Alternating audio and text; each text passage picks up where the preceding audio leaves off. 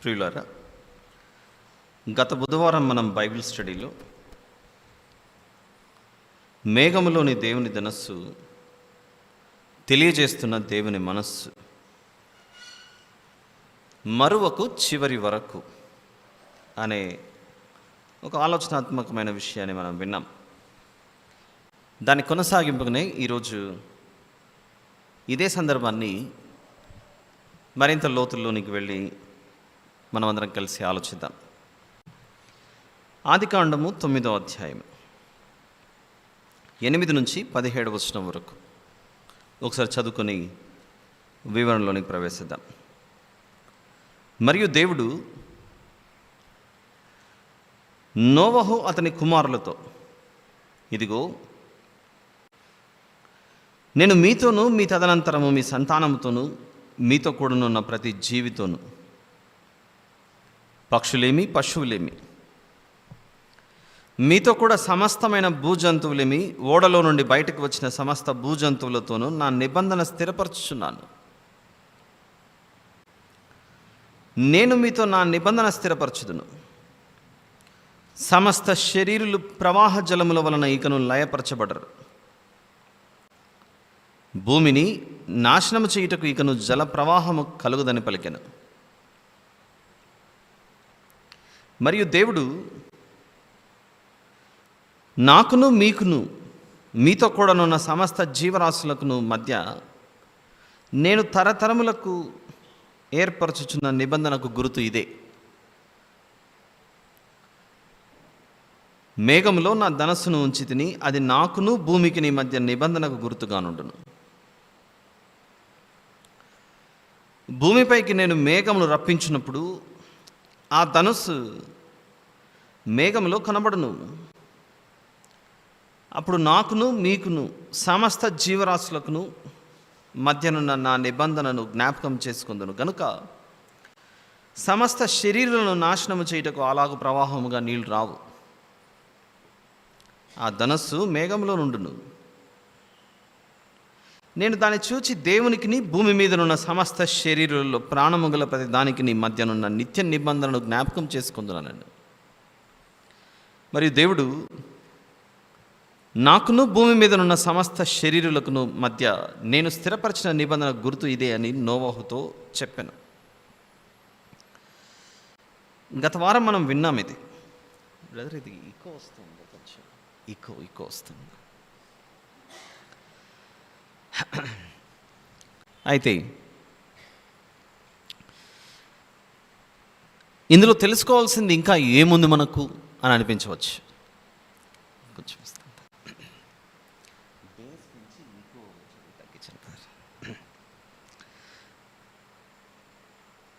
అయితే ఈరోజు సెట్ అయింది. Very good.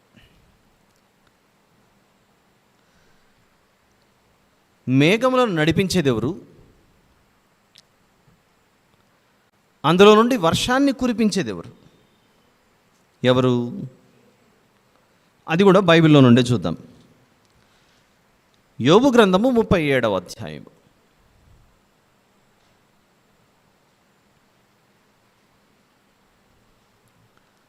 వర్షము కురవాలి అని అంటే మేఘములు రావాలి. మేఘం వచ్చినంత మాత్రాన వర్షం పడుతుందా? మేఘంలో మనకు వర్షాకాలంలో మాత్రమే కాకుండా మిగిలిన కాలాలలో కూడా మేఘాలు కనబడతాయి. కానీ ఆ వర్షాన్ని కురిపిస్తాయా? మరి వర్షం కురవబడాలి అని అంటే ఆ మేఘంలోనికి నీళ్లు రావాలి, ఆ మేఘంలో నీళ్లు నిండుకోవాలి. ఎవరో చేయాలి ఈ పని. ఉదాహరణకు మనం ఇంటి మిద్దె మీద ఒక ట్యాంక్ ఉందనుకోండి, వాటర్ ట్యాంక్, అది నిండాలి. ఆ నీళ్ళ ట్యాంకులో అదంతటా అదే నీళ్లు పుట్టించదు. ఆ ఇంటి యజమాని వెళ్ళి మోటార్ ఆన్ చేయాలి. అప్పుడు నీళ్లు పైకి వెళ్ళి ట్యాంకులో నింపబడతాయి. లేదా మనం బిందెలతో అయినా నీళ్లు తెచ్చుకొని ఇంట్లో నింపుకోవాలి. అంటే ఎవరో నీరు అనే పదార్థాన్ని తీసుకొని వచ్చి నింపుతుంటే అవి నిండుతున్నాయి. అలాంటిది మేఘం వచ్చి భూమి మీద నీళ్లు కుమ్మరిస్తుందంటే ఆ మేఘంలోనికి నీళ్ళు ఎవరో నింపుతూ ఉండాలి. నింపాలి అని అంటే భూమి మీద నుండి మేఘానికి ఎవరైనా పైప్ పెట్టి మోటార్ ఆన్ చేస్తే అప్పుడు మేఘాలు నిండుతున్నాయని అనుకుంటే, మరి మేఘాలు ప్రయాణం చేస్తూ విడిపోతూ ఉన్నాయి కదా. ఇవి చూస్తూ ఉండగానే అవి దేవుని యొక్క ఔన్నత్యాన్ని, ఆయన గొప్పతనాన్ని మనకు వివరిస్తూ ఉంటాయి. ఈ ఆకాశములు దేవుని మహిమను వెల్లడిపరచుచు వివరిస్తూ ఉంటాయి. యోబు గ్రంథం 37వ అధ్యాయంలో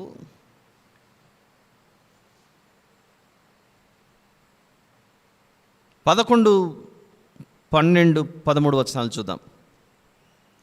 మరియు ఆయన దట్టమైన మేఘమును జలముతో నింపును అని ఉంది చూడండి. అక్కడ ఎవరు నింపుతున్నారట మేఘమును? జలముతో. దేవుడు దట్టమైన మేఘమును జలముతో నింపుతున్నాడట. దేవుడు నింపుచుండగా అవి నిండుతున్నాయి. దేవుడు నింపిన నీటితో అవి భూమి మీదకి వచ్చి వర్షాన్ని కురిపిస్తున్నాయి. మనం చదువుకునే పాఠ్యపుస్తకాలలో సూర్యుని యొక్క వేడికి భూమి మీద ఉన్న నీరు ఆవిరై అది మేఘాల్లోనికి వెళ్ళి ఆ తర్వాత మళ్ళీ భూమి మీద ఉష్ణోగ్రత పెరగడం వలన భూమి వేడెక్కి మళ్ళీ నీళ్లు భూమి మీదకి మేఘం ద్వారా వస్తున్నాయనేది సైన్స్ రూపంలో మనం చదువుకుంటున్నాం. కానీ ఈ క్రమాన్ని పెట్టింది ఎవరు? దాన్ని అంతా నడిపిస్తున్నది ఎవరు? మనము గుర్తుపట్టకపోతే దేవుణ్ణి తక్కువ చేసి సైన్సే గొప్పది అని అనే అవకాశం ఉంటుంది. అలాంటి స్థితిలోనికి మనం ఎప్పుడు జారిపోకూడదు. అందుకే చెప్తూ, ఎవరు మేఘమును జలముతో నింపుతున్నారు అని అంటే దేవుడు నింపుతున్నాడట మేఘమును జలముతో. కాబట్టి మేఘము మీద అధికారం ఎవరికి ఉన్నట్లు? ఇప్పుడు దేవుడు సమస్త అధికారాన్ని కలిగి ఉన్నాడని మనకు అర్థం అవ్వాలి. అదే వచనంలో ఆయన దట్టమైన మేఘమును జలముతో నింపును, తన మెరుపుగల మేఘమును వ్యాపింపజేయును.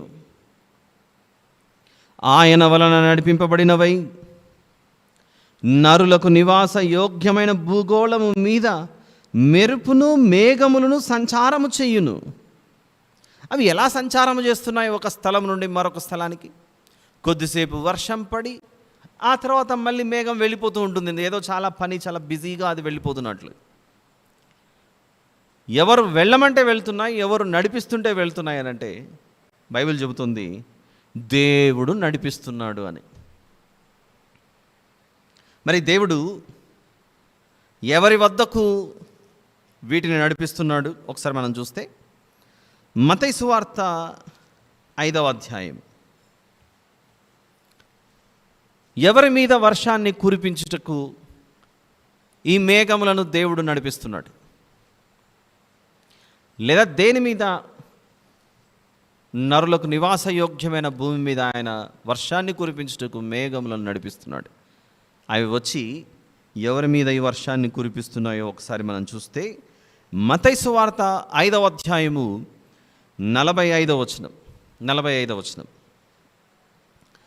ఆయన చెడ్డవారి మీదను మంచివారి మీదను తన సూర్యుని ఉదయింపజేసి నీతిమంతుల మీదను అనీతిమంతుల మీదను ఏం చేస్తున్నాడట? వర్షము కురిపించుచున్నాడు. ఆయన వర్షమును కురిపించుచున్నాడు. ఎవరి మీద? నీతిమంతుల మీదను అనీతిమంతుల మీదను. అంటే దేవునికి ఎవరి మీద అధికారం ఉందని మనం దీన్ని బట్టి గ్రహించవచ్చు. ఆయనకు నీతిమంతుల మీద అధికారం ఉంది, అనీతిమంతుల మీద కూడా అధికారం ఉంది. నీవెందుకు నా మీద వర్షాన్ని కురిపిస్తున్నావు అని దేవుణ్ణి ప్రశ్నించగలిగే మనిషి ఉన్నాడు ఆ భూమి మీద? ఒకవేళ అలా అడిగినా ప్రశ్నించినా అది మనిషి యొక్క మూర్ఖత్వం అవుతుంది. దేవుని చేత నడిపింపబడిన ఈ మేఘాలు భూమి మీదకి వచ్చి ఎవరి మీద వర్షాన్ని కురిపిస్తున్నాయనంటే ప్రతి మనిషి మీద, నీతిమంతుల మీదను అనీతిమంతుల మీదను. అలాంటి మేఘంలో దేవుడు దేనిని ఉంచాడట?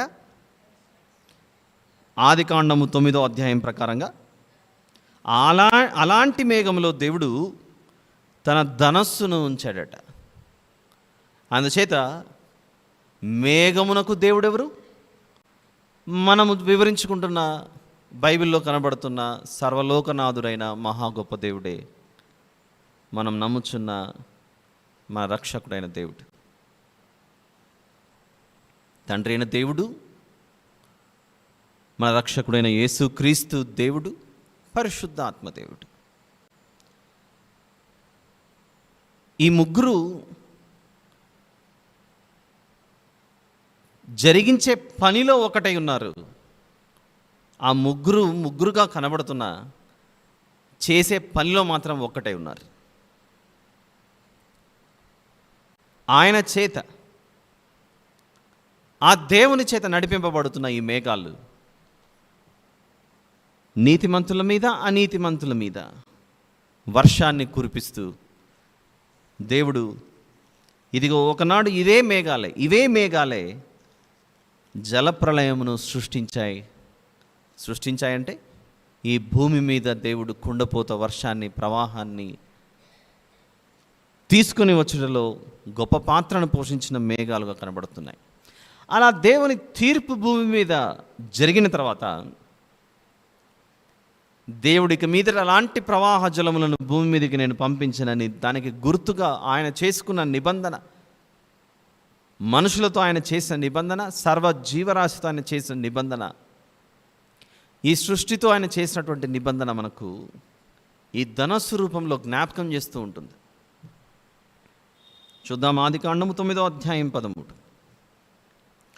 మేఘములో నా ధనస్సును ఉంచి తిని, అది నాకును భూమికి మధ్య ఏమైందట? నిబంధనకు గుర్తుగా ఉంటుంది. కాబట్టి ఈ మేఘమైన ఎవరిది? ఇప్పుడు దేవునిది. ఈ ధనస్సు అయినా ఎవరిది? దేవునిదే. అందుకే దీన్ని మనం ఏమని పిలిచాం? గత వారం దేవుని ధనస్సు అని పిలిచాం. ఇప్పుడు మీకు ఊరట కలిగే, కొంచెం మీ హృదయం నెమ్మదిపడే ఒక పదాన్ని ఇప్పుడు బైబిల్లో నుండి చూపించబోతున్నాను. ఇది చదువుకున్న తర్వాత ఖచ్చితంగా మీ ముఖంలో చిరునవ్వు నేను చూస్తానని భావిస్తున్నాను. అదేంటో ఒకసారి యెహెజ్కేలు గ్రంథం 1వ అధ్యాయం. ఇంతవరకు విన్న ఈ వివరణను మీ మనసులో పెట్టుకుని, ఈ ధనస్సు ఎవరిది? దేవుని ధనస్సు ఇది.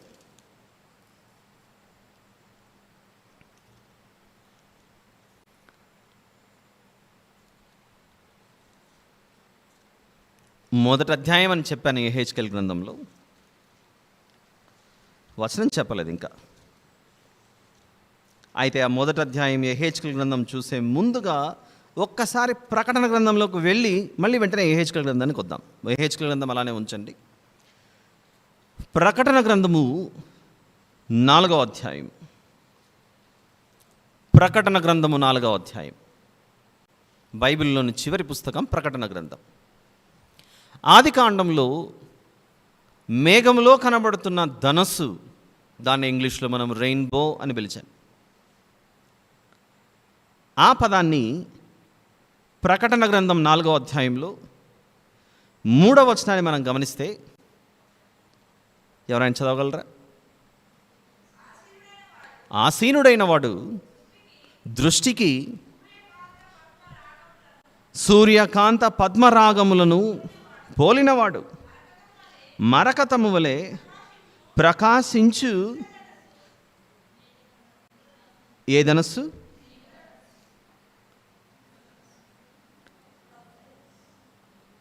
అందరి బైబిల్లో ఏం కనబడుతుంది?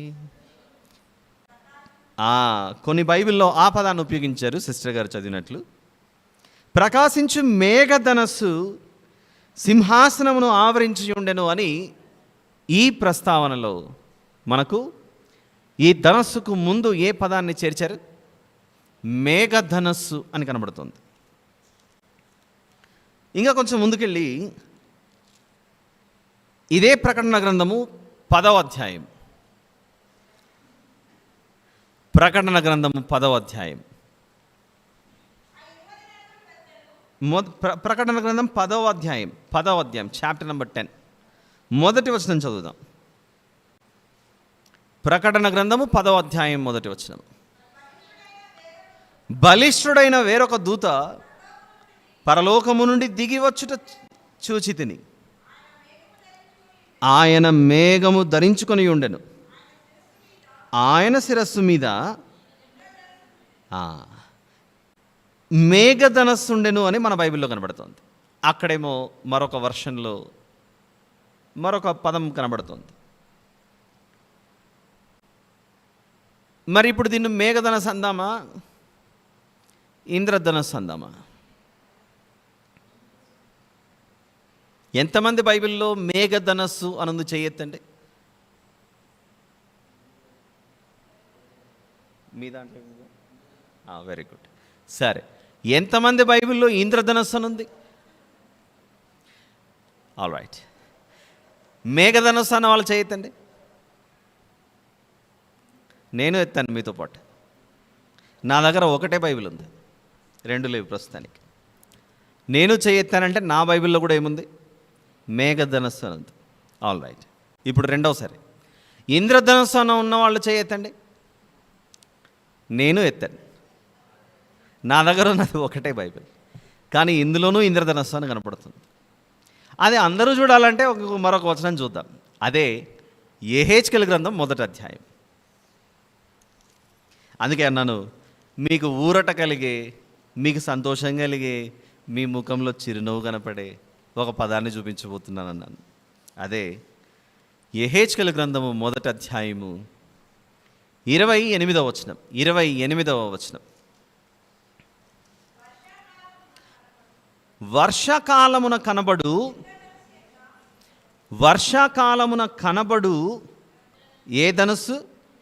ఇంద్రధనుస్సు యొక్క తేజస్సు వలె అనందు. చూసారా?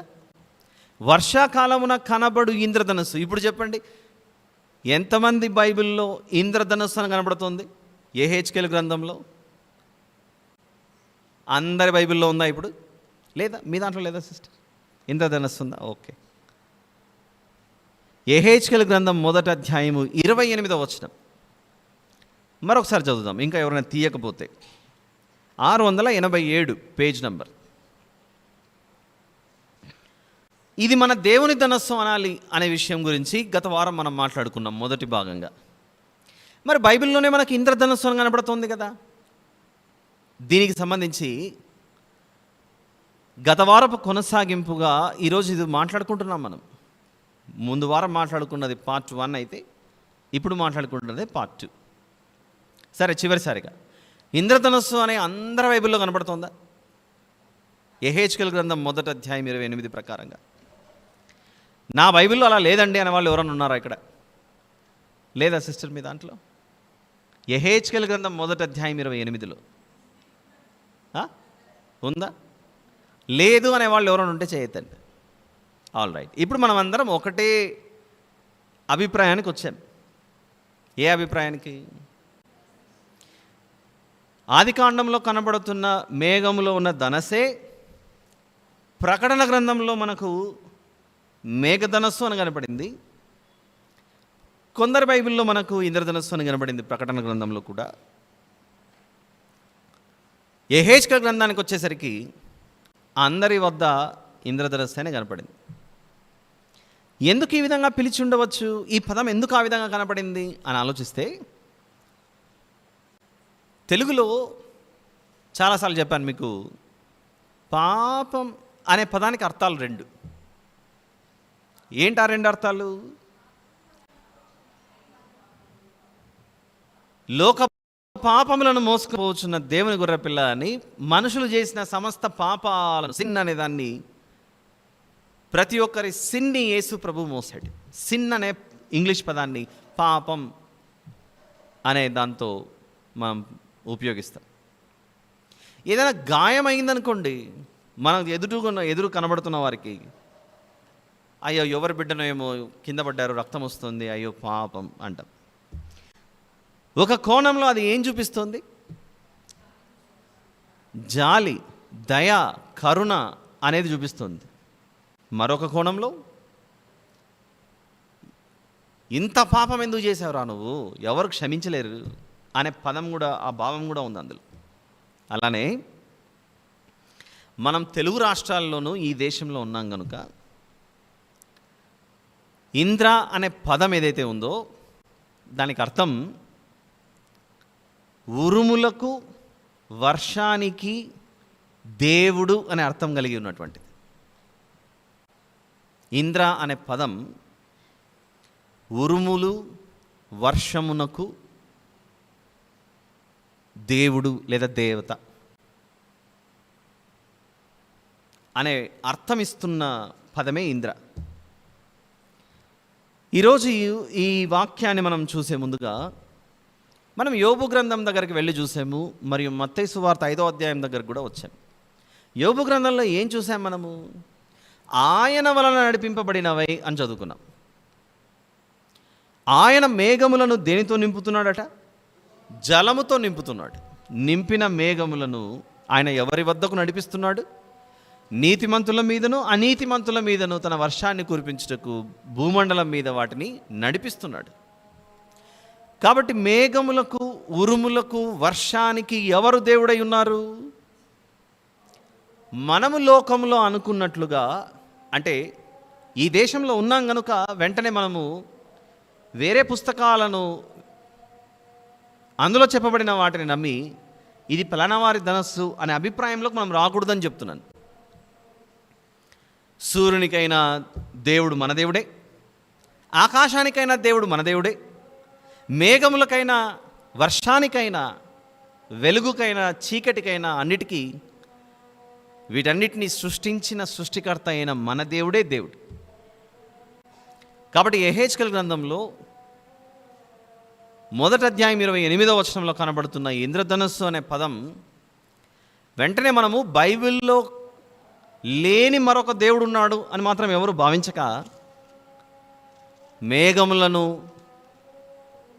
నడిపిస్తున్న, వర్షాన్ని ఎవరైతే కురిపిస్తున్నాడో అది మన దేవుడే అని, వర్షానికి కూడా దేవుడు ఆయనే అనే అర్థం కలిగి ఉన్న పదం అని మనం భావించాలి.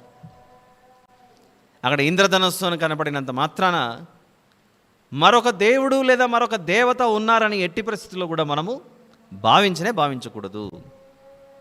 తెలుగులో తర్జుమా చేసినటువంటి మన పూర్వీకులు మేఘంలో కనబడుతున్న ధనస్సు మేఘములను నడిపిస్తున్నది దేవుడే గనుక దేవుడు అనే పదాన్ని చేర్చే చోట అక్కడ ఇంద్ర అనే పదాన్ని దేవుడు మనకు ఉపయోగించాడు.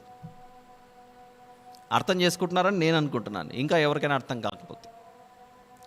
కాబట్టి యెహెజ్కేలు గ్రంథం 1వ అధ్యాయం 28లో కనబడుతున్న ఇంద్రధనస్సు అనే పదం ఏదైతే ఉందో ఇది దేవుని ధనస్సు, బైబిల్లో మనల్ని సృష్టించిన సృష్టికర్త యొక్క ధనస్సు అని మనం అర్థం చేసుకోవాలి. ఇంతవరకు మనం విన్నాం. అయితే ఎన్ని రంగులు కనబడతాయి మనకు? 7 రంగులు కనబడతాయి.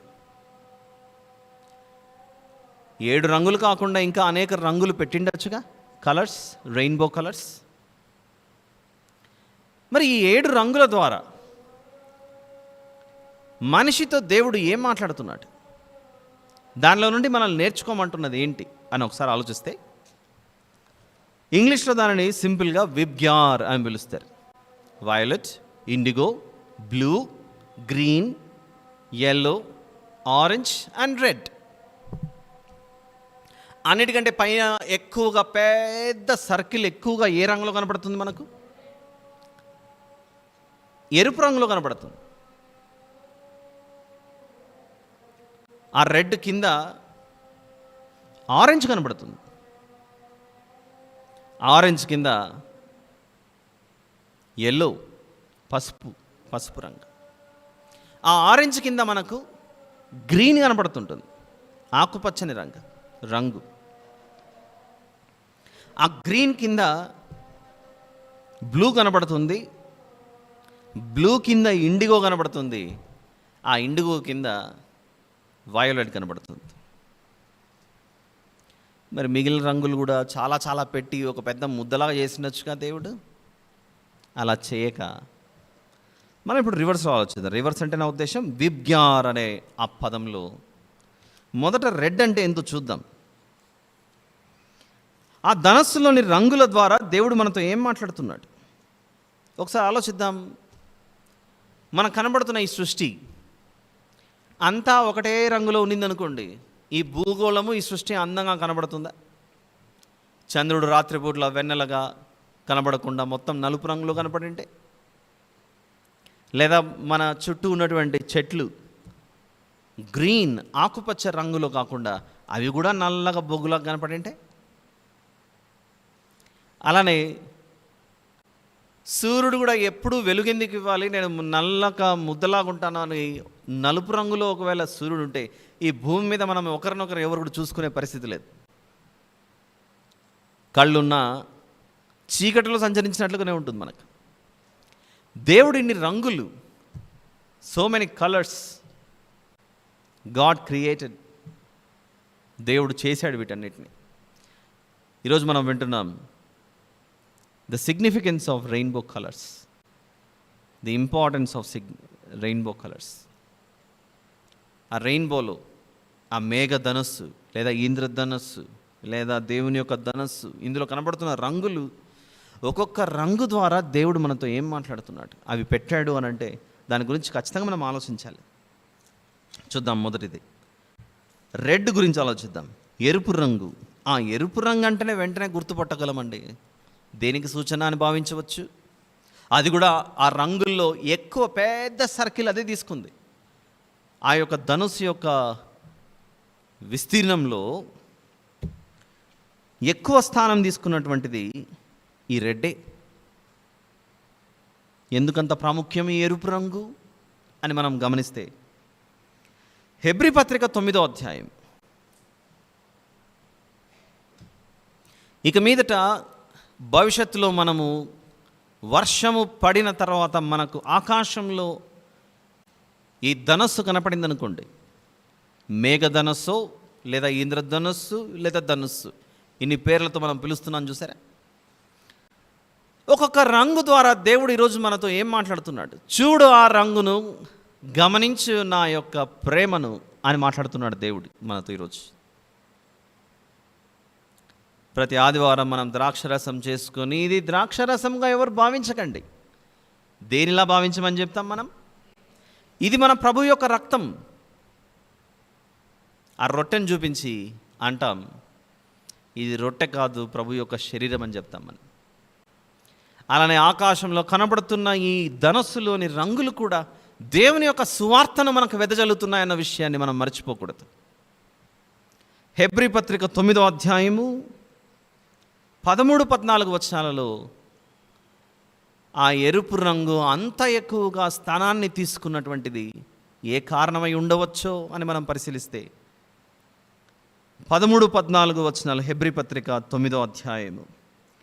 ఏలయనగా మేకల యొక్కయు ఎడ్ల యొక్కయు రక్తమును, మైలపడిన వారి మీద ఆవు దూడ బూడిద చల్లుటయు, శరీర శుద్ధి కలుగునట్లు వారిని పరిశుద్ధ పరిచిన ఎడల,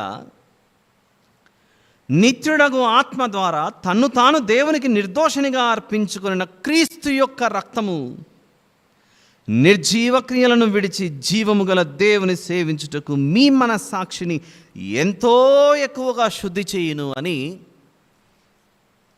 ఇదిగో మేకల రక్తం కానీ ఎడ్ల రక్తం కానీ, మైలపడిన వారి మీద ఆవు దూడ బూడిద చల్లి, ఇవన్నీ ఏవో పాతకాలంలో పాటించారు కదా, వాటి ద్వారా ఏ ప్రయోజనమైతే సర్వ మానవాళికి కలుగలేదో, ఒక గొప్ప ప్రయోజనం ఒకరి ద్వారా జరిగింది. ఆయన సర్వలోకము కొరకు ఏమి చిందించాడట? తన రక్తమును చిందించి మనలను ఏం చేస్తున్నాడట? శుద్ధి చేస్తున్నాడట. ఆయన కృప బహు విస్తారముగా కుమ్మరింపబడి ఏ మనిషిని కూడా కోల్పోకుండా ఉండటానికి లోక పాపములను ఆయన శిలువ మీద మోసి ఆయన రక్తాన్ని కురిపించాడు.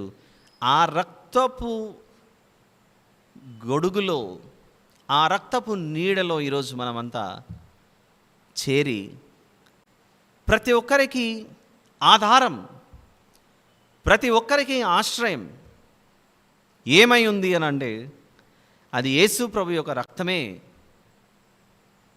ఆ రక్తము మానవాళి కొరకు చిందింపబడకపోయి ఉంటే మానవాళి అపరాధములకు, పాపములకు ప్రక్షాళనే ఉండేది కాదు, పరిహారం ఉండేది కాదు.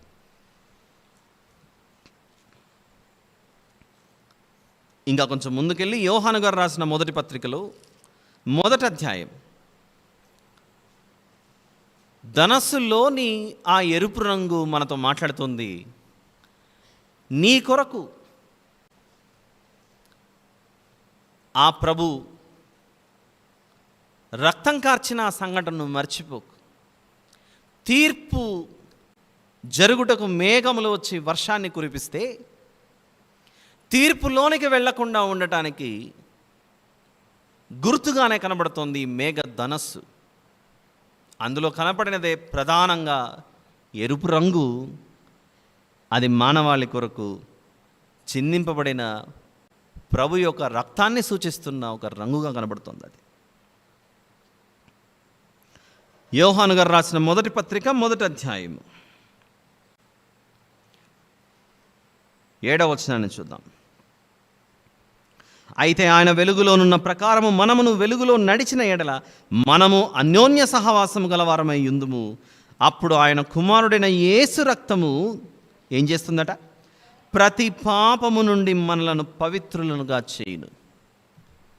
ధనస్సులోని ఎరుపు రంగు ప్రభు యొక్క రక్తాన్ని సూచిస్తున్నట్లుగా ఆ రంగు ఏర్పాటు చేయబడిందని మనం భావించాలి. ధనస్సు చాలా బాగుంది అని చెప్పి మనం నవ్వుతాం, ఎగతాళికి కాదు, సంతోషంతో, చిరునవ్వుతో. ఎంత బాగుంది చూడండి అని. ప్రయాసపడి భారం మోసుకొనుచున్న సమస్త జనులారా నా యొద్దకు రండి, నేను మీకు విశ్రాంతిని కలుగజేతును అని ప్రభువు పిలుపు ఎందుకు ఇచ్చాడు? భారము ఒక్కసారిగా దిగిపోగానే మన హృదయానికి ఎంతో నెమ్మది, బరువు తగ్గిపోయింది, హమ్మయ్య అని సంతోషిస్తాం. అలాంటి ఓదార్పు మనకు ఎవరి ద్వారా సాధ్యమైందనంటే ప్రభు చిందించిన రక్తము ద్వారానే మనకు సాధ్యమైంది. అది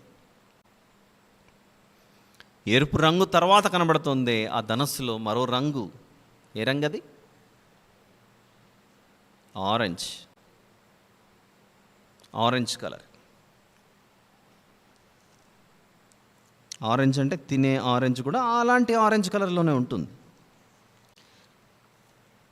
ఇంకా ఎక్కడ కనపడచ్చు ఈ ఆరెంజ్ కలర్? కృపను సూచిస్తున్నది ప్రభు రక్తం, శిక్షను చూపిస్తుంది. నరకమున వారి పురుగు చావదు, అగ్ని ఆరదు. అగ్ని ఏ రంగు? ఆరెంజ్ రంగులో ఉంటుంది. ఎక్కువగా ఆరెంజ్ కలర్లోనే కనబడుతుంటుంది. తెస్సలోనికైలకు రాసిన 2వ పత్రిక 1వ అధ్యాయం. తెస్సలోనికైలకు రాసిన 2వ పత్రిక 1వ అధ్యాయం. పాపము ఎక్కడ విస్తరించెనో కృప అంత అధికముగా విస్తరించెనో అని మనకు రోమా పత్రికలో కనబడుతుంది. ఆ ఎరుపు రంగు మహాకృపను చూపిస్తుంటే పాపము వలన వచ్చు జీతం మరణం. అగ్ని ఆరదు, పురుగు చావదు. ఆ అగ్నిలోనికి అవిధేయులను దేవుడు త్రోసివేసే దినం ఒకటి ఉంది. కృపను చూపించేది ఆయనే, మనిషిని శిక్షించేది ఆయనే, ఆయన వద్దకు రాకపోతే అనే రంగును సూచిస్తున్నదే ఈ ఆరెంజ్ కలర్. తెస్సలోనికైలకు రాసిన 2వ పత్రిక 1వ అధ్యాయము 6-8 వచనాలు రెండు కలుస్తున్నాయి. చదువుదాం. 6-8 వచనాలు. ప్రభువైన యేసు తన ప్రభావమును కనుపరచు దూతలతో కూడా పరలోకము నుండి అగ్నిజ్వాలలలో ప్రత్యక్షమై, ఒకరోజు రానే వస్తుంది, ఆ రోజు ప్రభు ఎలా ప్రత్యక్షమవుతాడట? అగ్నిజ్వాలలలో ప్రత్యక్షమవుతాడు. మరి 2000 సంవత్సరాల క్రితం ఎలా ప్రత్యక్షమయ్యాడు? మనిషి యొక్క శరీరములో ప్రత్యక్షమయ్యాడు ఆయన. మన వలె రక్తమాంసములు ధరించుకున్న వ్యక్తిగా ఆయన ప్రత్యక్షమయ్యాడు. కన్య మరియ గర్భాన జన్మించినటువంటి ఆయన, మరియమ్మ గారి గర్భాన జన్మించిన ఆయన 2000 సంవత్సరాల క్రితం ఈ మాంసపు శరీరంలో ప్రత్యక్షమయ్యాడు మనకు. తర్వాత రానున్న రోజుల్లో ఆయన ఎలా ప్రత్యక్షమవుతాడట? అగ్నిజ్వాలలలో ప్రత్యక్షమై. ఎందుకు అలా ప్రత్యక్షమవుతాడు అగ్నిజ్వాలలలో? దేవుని నెరుగని వారికిని, అనగా మన ప్రభువైన యేసు సువార్తకు లోబడని వారికి ప్రతిదండన చేయునప్పుడు, మిమ్మును శ్రమపరచు వారికి శ్రమయు, శ్రమ పొందుచున్న మీకు మాతో కూడా విశ్రాంతియు అనుగ్రహించుట దేవునికి న్యాయమే. ఇది ఒక విచిత్రమైన అగ్ని. దేవుని బిడ్డలను, నీతిమంతులను ఏమీ చేయలేని, ఏమాత్రము హాని చేయని అగ్ని ఇది. అయితే అవిధేయులైన వారిని మాత్రం శిక్షలోనికి తీసుకెళ్ళిపోయే అగ్ని ఇది. దానికి సూచనగానే దానియేలు గ్రంథంలో మనకు షద్రక్, మెషక్, అబేద్నెగోలను వారిని మనిషి చేసిన అగ్నిగుండంలో వేసినప్పుడు వారి వెంట్రుకలు కూడా కాలిపోలేదట. చూద్దాం అలాంటి సందర్భం ఒకసారి మనం. దానియేలు గ్రంథం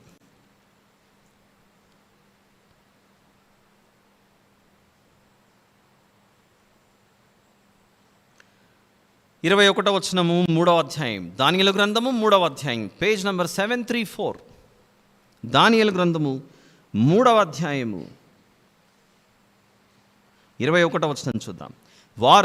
వారి అంగీలను, నిలువటంగీలను, పై వస్త్రములను, తక్కిన వస్త్రములను తీయకయ్యి ఉన్న పాటున ముగ్గురిని వేడిమి కలిగి మండుచున్న గుండము నడుమ పడవేసిరి. రాజాజ్ఞ తీవ్రమైనందునను, గుండము మిక్కిలి వేడిమి గలదైనందునను షద్రకు, మేషాకు, అబేద్నెగోలను విసిరివేసిన ఆ మనుషులు అగ్నిజ్వాలల చేత కాల్చబడి చనిపోయారు. ఇక్కడ ఏం జరుగుతుంది? షద్రకు, మేషాకు, అబేద్నెగోలను ఈ ముగ్గురిని ఎవరైతే అగ్నిలోనికి వేశారో, వేసిన వారు ఆ వేడిమికి, ఆ అగ్ని జ్వాలల చేత వేసిన వారు చనిపోయారట. వేయబడిన వారు ఏమయ్యారు? వేయబడిన వారు ఏమయ్యారంటే 23-24 వచనాలలో షద్రకు, మేషాకు, అబేద్నెగోయను ఆ ముగ్గురు మనుషులు బంధింపబడిన వారై వేడిమి కలిగి మండుచున్న ఆ గుండంలో పడగా, రాజుకు నెబుకద్నెజరు ఆశ్చర్యపడి తీవ్రముగా లేచి, మేము ముగ్గురు మనుషులను బంధించి అగ్నిలో వేసితిమి కదా అని తన మంత్రులను అడిగాను. వారు, రాజా సత్యమే అని రాజుతో ప్రత్యుత్తరం ఇచ్చిరి. అందుకు రాజు, నేను 4 మనుషులు బంధకములు లేక అగ్నిలో సంచరించుట చూచుచున్నాను, వారికి హాని ఏమీ కలగలేదు. 4వ వాని రూపము దేవతల రూపమును పోలేదని వారికి ప్రత్యుత్తరం ఇచ్చాను. ఆ తర్వాత జరిగిన సంఘటన మనకు తెలుసు. అగ్నిలో నుండి వారు బయటికి వస్తారు. వారి 27వ వచనంలో, వారి తల వెంట్రుకలలో ఒకటైనను కాలిపోకుండుటయు, వారి వస్త్రములు చెడిపోకుండుటయు, అగ్ని వాసనైనను వారి దేహములకు తగులకుండుటయు చూచిరి. ఆ తర్వాత దేవునికి మహిమ జరిగింది. ఎంత గొప్ప విషయం! అగ్ని ఒకటే, వేసిన వారేమో చనిపోయారు, వేయబడిన వారు మాత్రం దేవుని చేత రక్షింపబడి బయటికి వచ్చారు. అది చెప్తున్నాడు. మీకు ఆ ధనస్సులో ఎరుపు రంగులో కనబడుతుంది. సర్వమానవాళి కొరకు యేసు ప్రభు తన రక్తాన్ని చిందించిన గురుతు, సూచన. రక్తం దేనికి సూచన? కృప, గ్రేస్. ఆ ఆరెంజ్ కలర్ చూపిస్తుంది ఆ కృప వద్దకు నువ్వు రాకపోతే కాలిపోతావు అని హెచ్చరిస్తున్నాడు అగ్నిజ్వాలలలో. ఆఫ్టర్ ఆరెంజ్,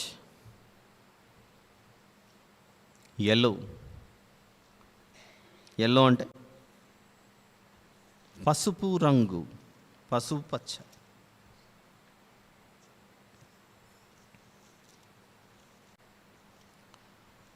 శుభకార్యాలు జరిగేటప్పుడు వచ్చి ఏదో పూస్తుంటారు. అప్పుడప్పుడు ఏదో వచ్చి పూస్తారు. ఇంటికి కొందరు స్త్రీలు వచ్చి శుభకార్యాలు జరిగినప్పుడు ఆ గంధం పూస్తారండి. ఆ గంధమే పూస్తారు అనుకోండి కొద్దిసేపు. దానితో పాటు కొంచెం పసుపు కూడా పూస్తారు.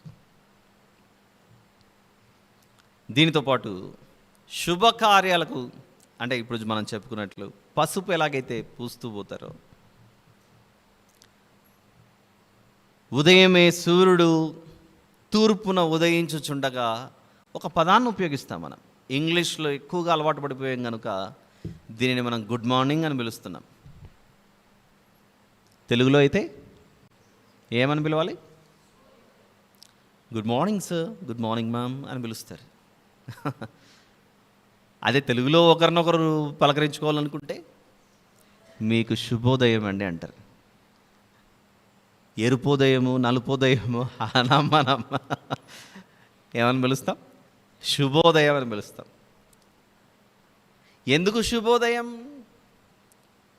సూర్యుడు ఉదయించేటప్పుడు చీకటి కలిగిన ఈ భూమి మీద అలా ఉదయించుచుండగా కనబడుతున్నదే ఒక ఎరుపు రంగు. వెలుగును తీసుకొస్తున్నాను ఈ భూమండలం మీదికి అని ఆ రంగులో కనబడుతుంటుంది సూర్యోదయం. జీవితంలో ఎప్పుడు కూడా నాకు తెలిసి ఆకుపచ్చోదయము, ఎరుపోదయము, నలుపోదయము, తెలుపోదయం అనం మనం శుభోదయం అనే పిలుస్తాం. మీకు ఈరోజు శుభం కలుగును గాక, ఈరోజంతా శుభంకరంగా ఉండాలి మీ దినమంతా అని పలకరించుకుంటాం మనం.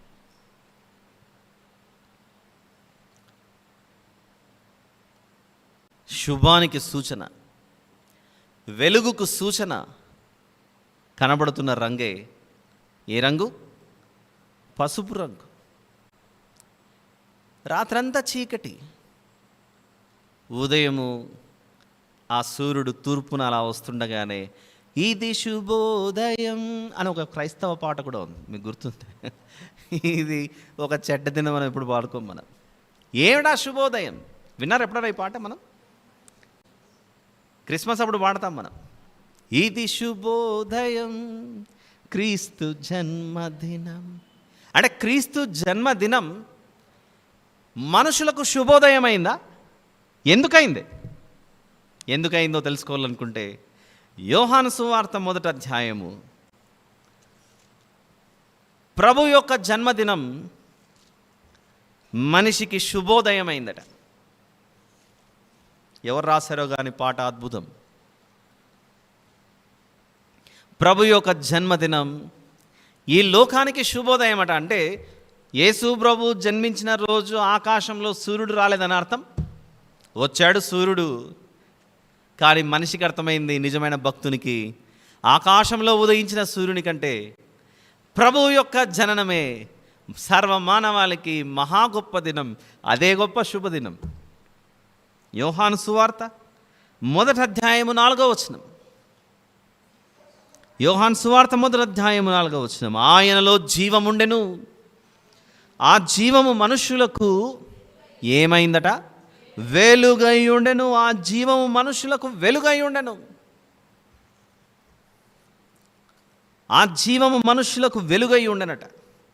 కనబడుతున్న పసుపు రంగు ఆ ధనస్సులో, ఇదిగో నీ జీవితంలోనూ నా జీవితంలోనూ గొప్ప వెలుగును నింపడానికే ప్రభు యొక్క ఆగమనం భూమి మీద జరిగిందని, ఈ లోకానికి దేవుడే వెలుగని సూచించేదే ఆ పసుపు రంగు.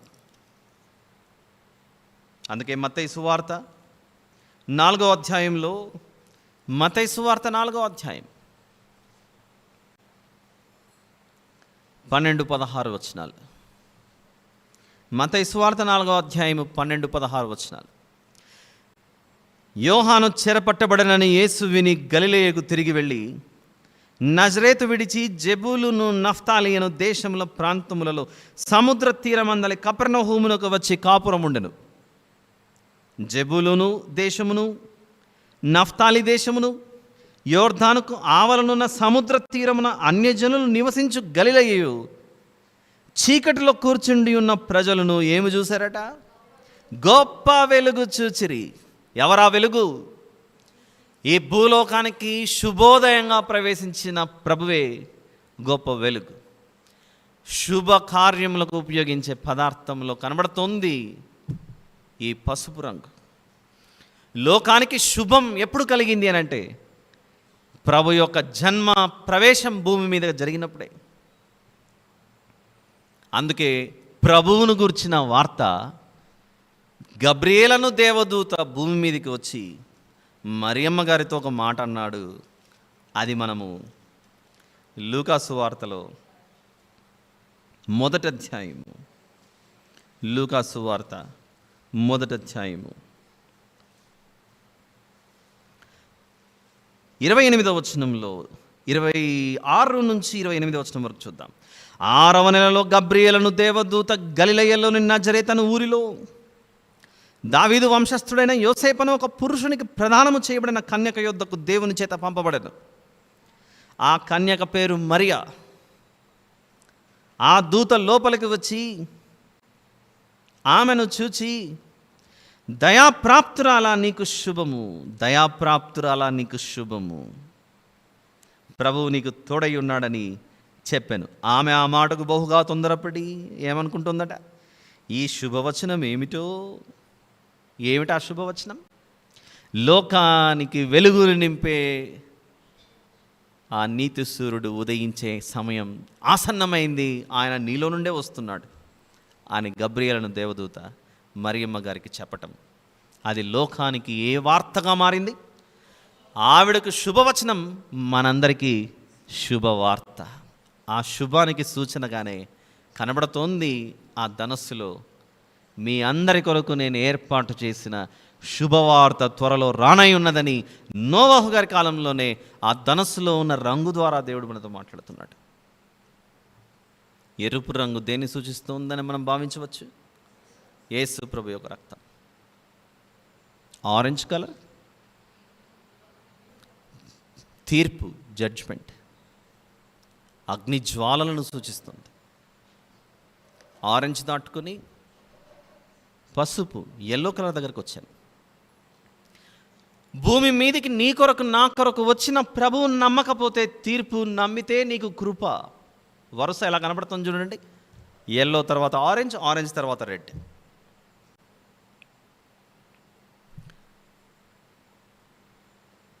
ఎల్లో తర్వాత క్రింద కనపడే రంగే ఏ కలర్? గ్రీన్. ఇంతవరకు పసుపు పచ్చ గురించి ఆలోచించాము ఆ రంగులో, ఇప్పుడు ఆకుపచ్చ గురించి ఆలోచిద్దాం.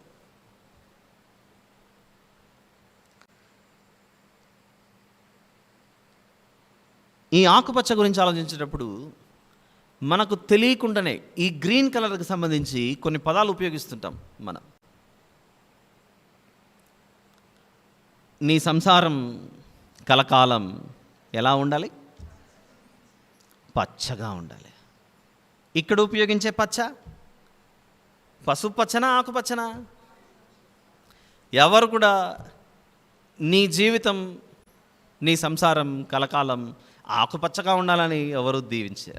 పసుపచ్చగా ఉండాలని ఎవరు దీవించారు? పసుపచ్చగా నీవు, నీ కుటుంబం, నీ సంసారం పసుపచ్చగా ఉండాలని ఎవరు దీవించరు. దీవించేది పచ్చగా ఉండాలని. పచ్చగా ఉండాలంటే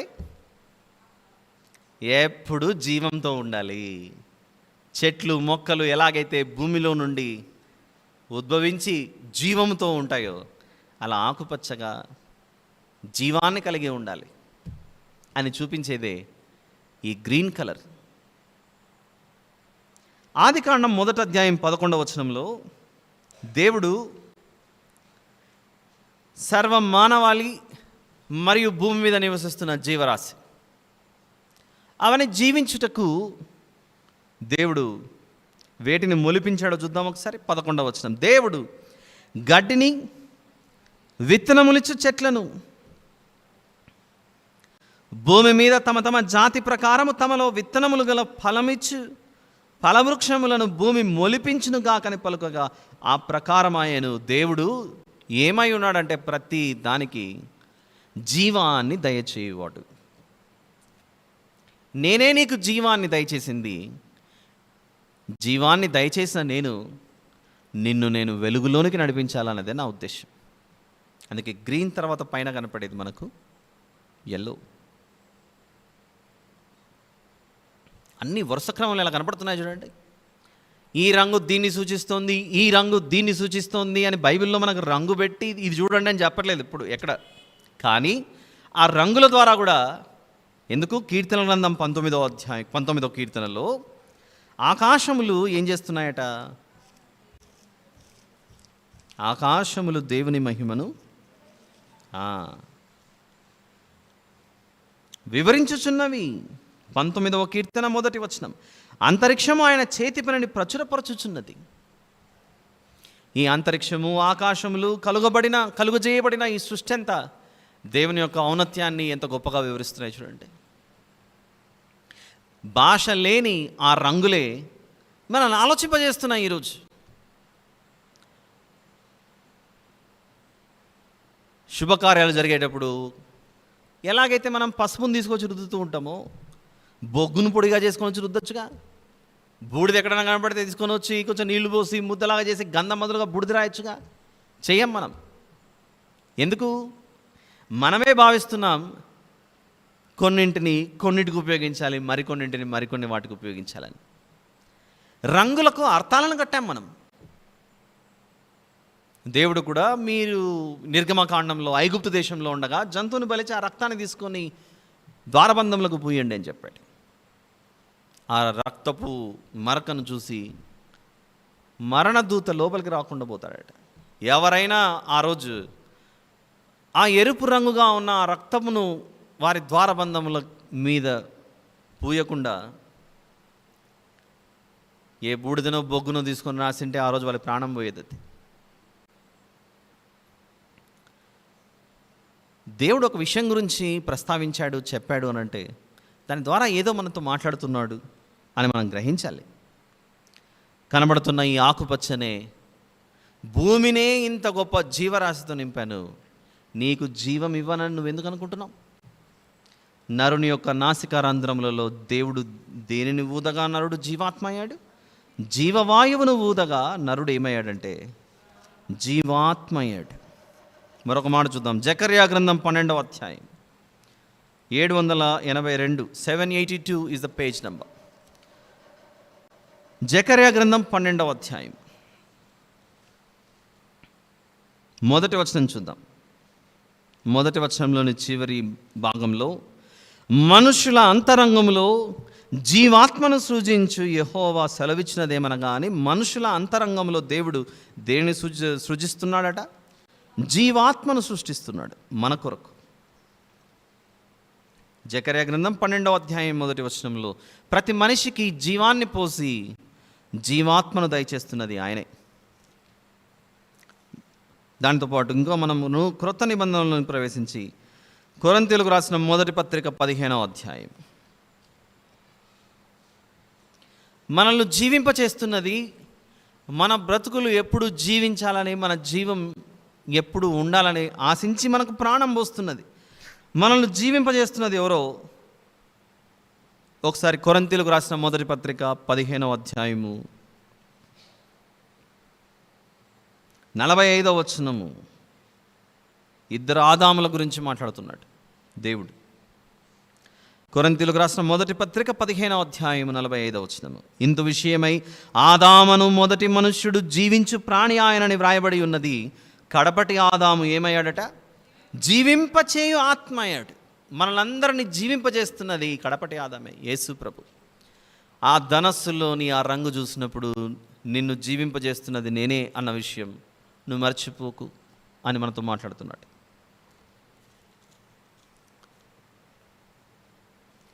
గ్రీన్ తర్వాత కనబడే రంగే క్రింది భాగంలో ఏ రంగు?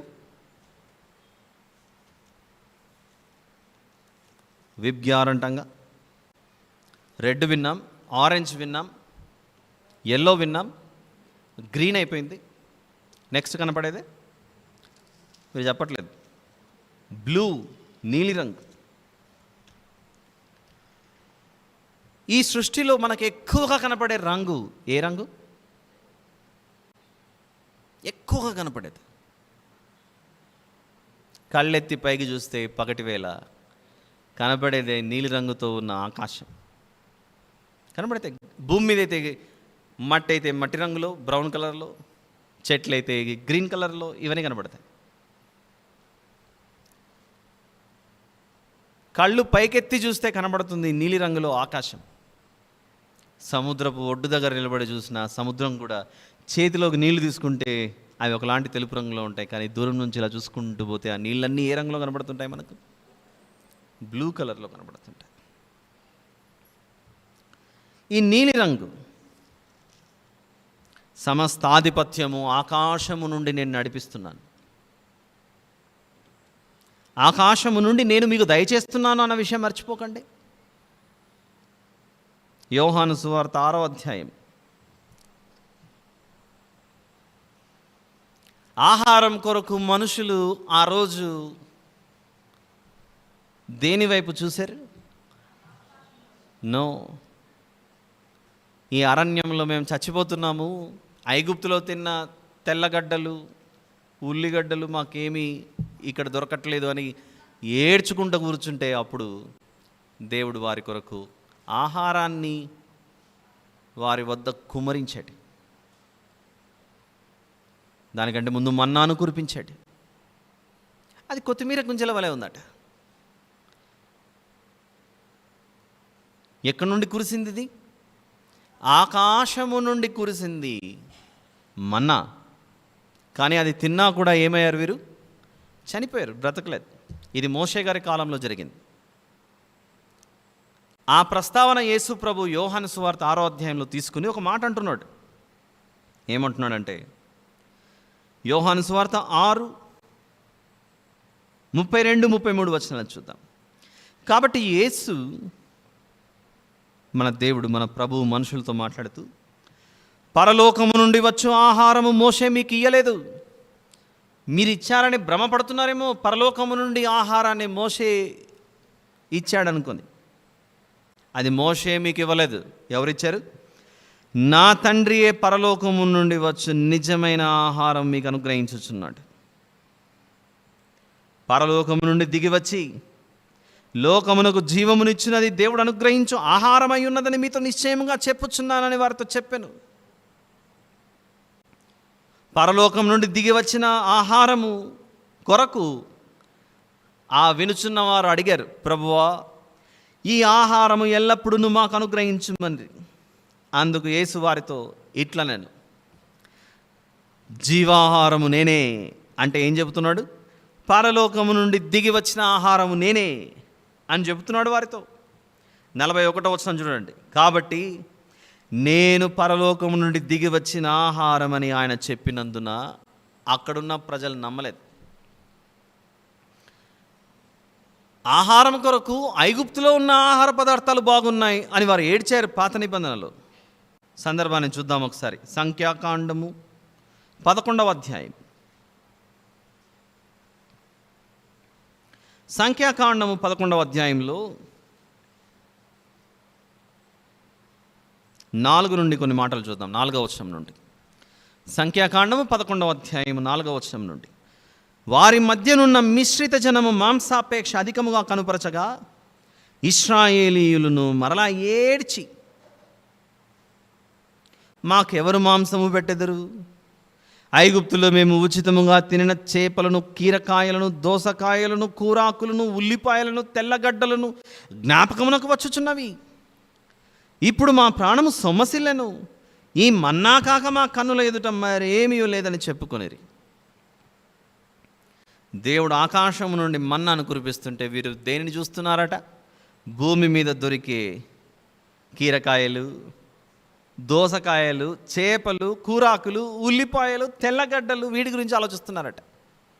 గార్లిక్, ఆనియన్, ఫిష్, ఇవన్నీ చూస్తున్నారట దీని కొరకు. మనిషి భూమి మీద వెతుకుతున్నాడు ఆహారం ఎక్కడ దొరుకుతుందని. కానీ దేవుడు తన వాక్కు చేత మనిషికి ఎక్కడి నుంచి కురిపించాడు? ఆకాశం నుండి కురిపించాడు. అరణ్యవాసులైన మీకు, బానిస దేశం దాసగృహమైన ఐగుప్తులో నుండి వాగ్దాన దేశానికి ప్రయాణమవుతున్న మీకు ఆకాశం నుండి మీకు ఆహారాన్ని కురిపించాను. అది పాత నిబంధన. మనకు బుద్ధి కలుగుటకై, మనకు బోధ కలుగుటకై క్రొత్త నిబంధనలో భూమి అనే పాపం నివసిస్తున్న ఈ దాసగృహం నుండి పరలోకమనే వాగ్దాన దేశానికి మనల్ని ప్రయాణంలో తీసుకొని వెళ్తుండగా దేవుడు మనల్ని నడిపించే ఈ ప్రయాణంలో దేవుడు మనకు అనుగ్రహించిన, ఆకాశము నుండి కుమ్మరించిన ఆ జీవాహారమే ఎవరై ఉన్నారట? యేసు ప్రభు అను మన గొప్ప రక్షకుడు, మన దేవుడు.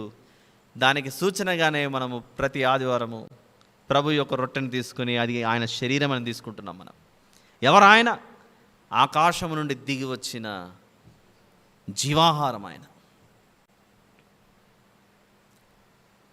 అలా సర్వాధికారి మనల్ని ఇటు రీతిగా పోషిస్తూ మనకు అవసరమైన వాటిని దయచేస్తూ ఉన్నాడు కనుక ఆ నీలి రంగు ఆకాశము నుండి కనబడుతున్న ఈ ధనస్సులో, ఆకాశంలో మేఘంలో కనబడుతున్న ఈ ధనస్సులో కనబడుతున్న ఈ బ్లూ కలర్ సర్వాధికారి ఆయనే. మనిషి దేని వలన బ్రతకలేడట? రొట్టె వలన బ్రతకలేడు. కానీ దేని వలన బ్రతకగలడు? దేవుని నోట నుండి వచ్చు ప్రతి మాట వలన బ్రతుకుతాడు. అది తెలియజేయుటకే మనిషికి దేవుడు ఆకాశము నుండి పాత నిబంధనలో మన్నాను కురిపించాడట. చూద్దాం ఆ మాట. ద్వితీయోపదేశకాండం 8వ అధ్యాయం. ఈరోజు కాస్త ఆలస్యమవుతుంది, కొంచెం ఓపికతో కూర్చోండి, ఒక 5 నిమిషాల్లో ముగించుకుందాం. ద్వితీయోపదేశకాండం 8వ అధ్యాయం 2-3 వచనాలు చూద్దాం. మరియు నీవు ఆయన ఆజ్ఞలను గైకొందువో లేదో నిన్ను శోధించి నీ హృదయంలో నున్నది తెలుసుకొనుటకు నిన్ను అణచు నిమిత్తమును అరణ్యములో ఈ 40 సంవత్సరములు నీ దేవుడైన యెహోవా నిన్ను నడిపించిన మార్గం అంతటిని జ్ఞాపకం చేసుకునము. ఆహారము వలననే గాక యెహోవా సెలవిచ్చిన ప్రతి మాట వలన నరులు బ్రతుకుదురని నీకు తెలియజేయుటకు ఆయన నిన్ను అణచి నీకు ఆకలి కలుగజేసి నీవే గాని నీ పితరులే గాని ఎన్నడెరుగా నీ మన్నాతో నిన్ను పోషించెను. దేవుని నోట నుండి వచ్చే ప్రతి మాట వలన మనిషి జీవిస్తాడని తెలుసుకోవాలి. ఆ జీవం ఆకాశమందు ఆసీనుడై ఉన్నాడన్న విషయం. ఆకాశం నా సింహాసనం, భూమి నా పాదపీఠం అన్నాడే. ఆ ఆకాశమందు ఆసీనుడై ఉన్న ఆయన చేతిలో మానవుల పైన అధికారం ఉందన్న విషయం గ్రహించాలి. అలా దేవుని యొక్క అధికారాన్ని సూచిస్తున్నదే ఈ గొప్ప అద్భుతమైన ఈ నీలి రంగు.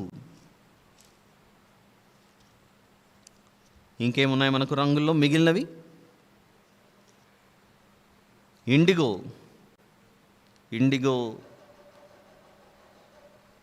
అది కూడా ఒక రకపు దట్టమైన నీలి రంగు లాంటిది. అది డార్క్ బ్లూ టైప్లో ఉన్నటువంటి నీలి, ఈ ఇండిగో అనేటువంటి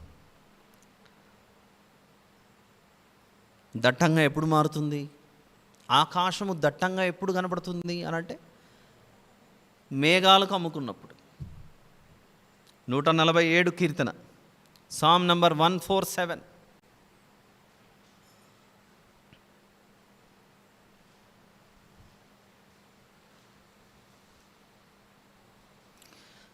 మనకు కనబడుతున్న ఆ అధికారమును, సింహాసనమును, ఆకాశమందు మనకు కనబడుతున్న అంటే ఆకాశమందు ఆయన ఆసీనుడై ఉంటే ఆ కనబడుతున్న ఆకాశము క్రింద ఆయన ఏం చేస్తున్నాడంటే భూమికి ఆకాశానికి మధ్య కొన్ని సందర్భాలలో ఆకాశము కనబడకుండా మనకు 8వ వచనంలో ఒక కార్యం జరిగిస్తున్నాడు దేవుడు. అదే ఆయన ఆకాశమును మేఘములతో కప్పువాడు, భూమి కొరకు వర్షము సిద్ధపరచువాడు, పర్వతముల మీద గడ్డి మొలిపించువాడు. ఎందుకు పర్వతముల మీద గడ్డి? ఎందుకు భూమికి వర్షం? ఆయన ఆకాశము నుండి మనల్ని పోషించడమే కాకుండా నివసిస్తున్న భూమి మీద కూడా మన యొక్క పోషణకు ఆధారం ఈ వర్షాల ద్వారా, మొలుస్తున్నటువంటి మొలకల ద్వారా దేవుడు మనల్ని పోషిస్తున్నాడన్న విషయం మనం మర్చిపోకూడదు. ఆయన ఆకాశం నుండి మాత్రమే కాదు, అధికారాన్ని కలిగి ఉండి మనకు అవసరమైన వాటిని దయచేస్తున్నది. ఆత్మ సంబంధమైన ఆహారము క్రొత్త నిబంధనలో ఆకాశం నుండి కురిస్తే, భూమి మీద శరీరంతో ఉన్నాం కనుక శరీర సంబంధమైన ఈ ఆహారం మనకు లభించుటకు మనల్ని పోషించే దేవుడు ఆయనే అయి ఉన్నాడని మరొకసారి 147 కీర్తన 8వ వచనంలో, ఇదిగో మేఘములను ఆయన కప్పి భూమి కొరకు వర్షాన్ని ఆయన సిద్ధపరిచి పర్వతముల మీద గడ్డి మొలిపించి పశువులకును అరచుచుండు పిల్ల కాకులకును ఆయన ఆహారం ఇచ్చేవాడు. ప్రతి ఉదయం లేవగానే సిద్ధపడిన తర్వాత మనం ఎదురు చూస్తాం ఒక గ్లాస్లో పాలో లేకపోతే చిన్న టీనో కాఫీనో చేసుకోవడానికి ఉపయోగించే పదార్థమే పాలు. ఆ పాలు ఎక్కడి నుండి వస్తున్నాయి అంటే బఫెలోస్ నుంచి వస్తున్నాయి, గేదెలు, పశువులు. ఆ పశువులు పాలు ఎలా ఇవ్వగలుగుతున్నాయి అని అంటే అవి వెళ్ళి పచ్చని గడ్డిని మేయాలి. ఆ పచ్చని గడ్డి అవి మేయాలి. భూమి మీద ఆ పచ్చని గడ్డే లేకపోతే, పచ్చని పదార్థమే లేకపోతే, దేవుడు వర్షాన్ని కురిపించకపోతే, మొలకలే లేకపోతే అవి ఎక్కడ తింటాయి? మనకు చేతిలోనికి పాలు ఎక్కడి నుంచి వస్తాయి? పెరుగు ఎక్కడి నుంచి వస్తుంది? ఆహార పదార్థాలు, ధాన్యం మనకు ఎక్కడి నుంచి వస్తుంది? దేవుడు నిన్ను పరిపాలించి పోషిస్తున్నాడు. నీలిరంగు ఆకాశాన్ని సూచిస్తూ కనబడుతున్న ఆ అధికారం చూపిస్తుంటే ఆయన పరిపాలన, ఆయన నిన్ను పరిపాలించేవాడు మాత్రమే కాదు, నిన్ను పోషించే నాదుడై ఉన్నాడని చూపిస్తోంది కనబడుతున్న ఈ ఇండిగో అనే కలర్. ఇక లాస్ట్ అండ్ ఫైనల్ చివరిది కనబడుతున్నదే వయోలెట్. నిర్గమకాండం 27వ అధ్యాయం, book of exodus chapter number 27.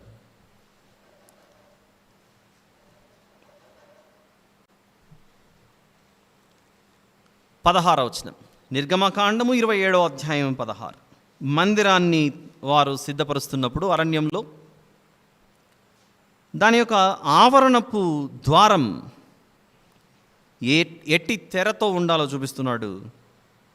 16వ వచనంలో, ఆవరణపు ద్వారమునకు నీల ధూమ్ర రక్తవర్ణములు గల 20 మూరల తెర ఉండవలను అని 3 రంగులను చెబుతున్నాడు ఆయన. నీలము అని అంటే బ్లూ, రక్తవర్ణము అంటే రెడ్ అయితే మరొకటి కనపడుతోంది అక్కడ, ధూమ్ర అనే కలర్. ఇంగ్లీష్ బైబిల్లో దాన్ని పర్పుల్ అనే పదాన్ని ఉపయోగించినప్పటికీ వయోలెట్ అండ్ పర్పుల్ ఈ రెండు చాలా దగ్గరగా కనపడుతున్నటువంటిది. ఇన్ని విధాలుగా ఈ రంగుల్లో మనకు కనబడుతున్నాడు దేవుడు. ఎన్ని విధాలుగా? ఎరుపు రంగులో కృపామయుడు, రక్తం కార్చిన ప్రభువు మనకు. ఆరెంజ్ రంగులో కనబడుతున్నాడు, తప్పు చేసే శిక్షించేది కూడా నేనే. తప్పు చేయని వారిని రక్షిస్తాను, తప్పు చేసేవారిని, పాపం చేసిన వారిని శిక్షించేది నేను. నిన్ను రక్షించి శిక్షించకుండా, రోమపత్రిక 8:1 ప్రకారంగా ఇప్పుడు క్రీస్తు యేసునందున్న వారికి ఏ శిక్షా విధి లేదు అని నీ జీవితంలో, నా జీవితంలో వెలుగును నింపడానికి దానికి సూచనగా ఎల్లో కలర్ కనబడుతుంది. సర్వ మానవాళి, సర్వ సృష్టి ఈ భూమి మీద జీవంతో ఉందనంటే అది ఆకుపచ్చ రంగులో, గ్రీన్ కలర్లో జీవాన్ని పోసే దేవుడుగా కనబడుతున్నాడు. సర్వ సృష్టి మీద సర్వాధికారి అని చూపించేది ఒక నీలిరంగు, అధికారం, రూల్, అడ్మినిస్ట్రేషన్. ఇక మిగిలినది మనకు కనబడుతున్న ఆయన పరలోకము నుండి మనల్ని పరిపాలించేవాడు కాదు. 147 కీర్తన 8వ వచనంలో చూసాం, మనల్ని పోషించు నాదుడై ఉన్నాడు. అది ఇండిగోలో చూసాం. ఇన్ని చేయగలుగుతున్నాడంటే ఆయన ఏమై ఉన్నాడు? దేవుడు మాత్రమేనా? ఆయన రాజులకు రాజు, ప్రభులకు ప్రభు అయి ఉన్నాడని ఆయన యొక్క రాజరికాన్ని చూపించేదే ఈ పర్పుల్ లేదా వయోలెట్. అదే నిర్గమకాండం 27:16లో నీల ధూమ్ర రక్త వర్ణములు గల 20 మూరల తెర ఉండవలని. అది ఎక్కడ ఉండాలట? ఆవరణములో ఉండాలి. ఆయనను నీవు, నేను, మనమంతా మన రాజులకు రాజుగా పరిగణించాలట. అధికారాన్ని, ఆయన రాయల్టీని, ఆయన ఒక అధికారం ఎలాగైతే అంటే రాజరికపు టీవీని చూపిస్తుందో, అందుకే ఈరోజు మనల్ని ప్రేమించే దేవుడు, మనల్ని పోషించే దేవుడు, మనల్ని కాపాడే దేవుడు, మనకేది తక్కువ కాకుండా చూసుకునే దేవుడు అన్ని చేయగలుగుతున్నాడంటే ఆ రాజులకు రాజు, ప్రభులకు ప్రభు అయినటువంటి ఆయన వద్ద ఏమున్నాయట? బుద్ధి జ్ఞానముల సర్వ సంపదలు. మనల్ని ఐశ్వర్యవంతులుగా చేయుటకు ఆయన భూమి మీదకి వచ్చాడన్న మాటను ఒకసారి చివరిగా ఈ మాట చూసి మనం ముగింపులోనికి ప్రవేశిద్దాం. రోమాపత్రిక 8వ అధ్యాయంలో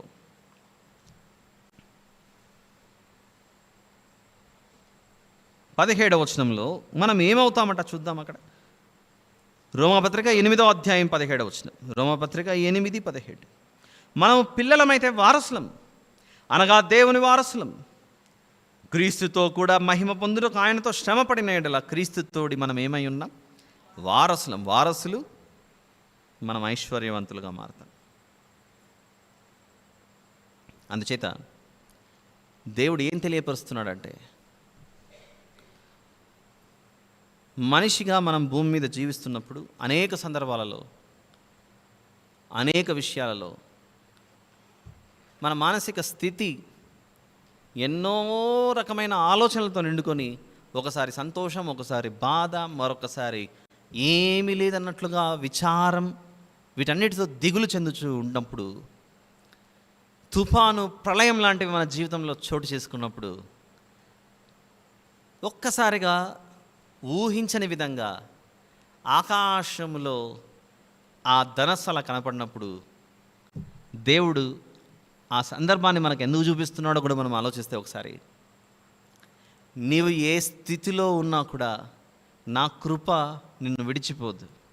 ఇదిగో నేను శిక్షించు దేవుడను మాత్రమే కాను, మాట వినకపోయిన వారి మీద శిక్షించాను జలప్రళయం అప్పుడు. అయితే నేను ఒక తీర్మానం చేసుకున్నాను, ఇక మీదట అట్టి రీతిగా మిమ్మల్ని ఎవరిని కూడా భూమి మీద నేను నాశనం చేయనని. కనబడుతున్న ఆ రెయిన్బో, ఆ ధనస్సు మనతో మాట్లాడుతున్నది ఏంటంటే,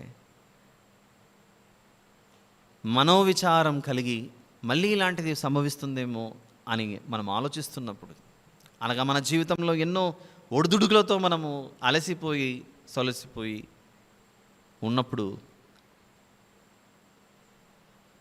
నా కృప, నా దయ మిమ్మల్ని విడిచిపోలేదు, ఇప్పుడు కూడా నేను మీతోనే ఉన్నాను, విశ్వాస యాత్రను కొనసాగించండి అనడానికి సూచనగా ఈ ధనస్సు మేఘంలో అలా కనపడి అలా వెళ్ళిపోతూ ఉంటుంది. అలా కనపడి అలా వెళ్ళిపోయినప్పుడు గుర్తు రావాలి, ఇదిగో ఈ భూమండలానికి దేవుని యొక్క దయను, కృపను ఈ విధంగా చూపిస్తున్నప్పుడు, రాజులకు రాజు, ప్రభువులకు ప్రభు ఇటు రీతిగా నాకు కనబడుతుండగా, నన్ను విడిచిపోలేదు, నన్ను మర్చిపోలేదు నా దేవుడు. కాబట్టి ధైర్యంగా ముందుకెళ్దాం, విశ్వాసయాత్రను కొనసాగిద్దాం అనే నమ్మకంతో మన జీవితాన్ని కొనసాగించాలని ఈ సందేశం ద్వారా దేవుడు మనతో మాట్లాడుతున్నాడు. ఈ విషయాలన్నీ మనసులో భద్రపరచుకొని దేవుని కొరకు గొప్పగా మనం జీవించాలని నిర్ణయం తీసుకుందాం. ప్రార్థన చేసుకుని ముగించుకుందాం. ప్రేమ కనికరము కలిగిన మా ప్రియ పరలోకపు తండ్రి, మీకే స్తోత్రములు నాయన. విత్తబడిన వాక్యము మేము ఆలోచించి, ఈ రంగుల ద్వారా కూడా, ఈ ధనస్సులో ఉన్నటువంటి కలర్స్ ద్వారా మీరు మాతో మాట్లాడారని మేము ఆలోచించి బయలుదేరి వెళ్ళుటకు సహాయం చేయమని వేడుకొంచి, ఇచ్చిన సందేశాన్ని బట్టి మిమ్మల్ని మహిమపరుస్తూ ఈ కృతజ్ఞతాస్తుతి ప్రార్థన మా ప్రభువును ప్రియరక్షకుడైన యేసు ప్రభు వారు పెట్టి అడిగి వేడుకొని సమర్పిస్తున్నాను తండ్రి. ఆమేన్.